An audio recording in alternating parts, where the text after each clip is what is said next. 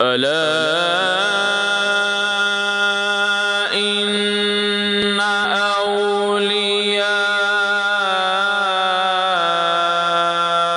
الله لا خوف عليهم ولا هم يحزنون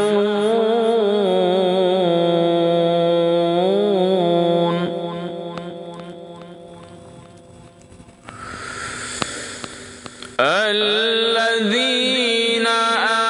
آمنوا وكانوا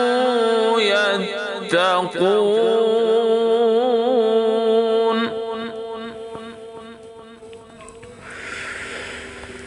لهم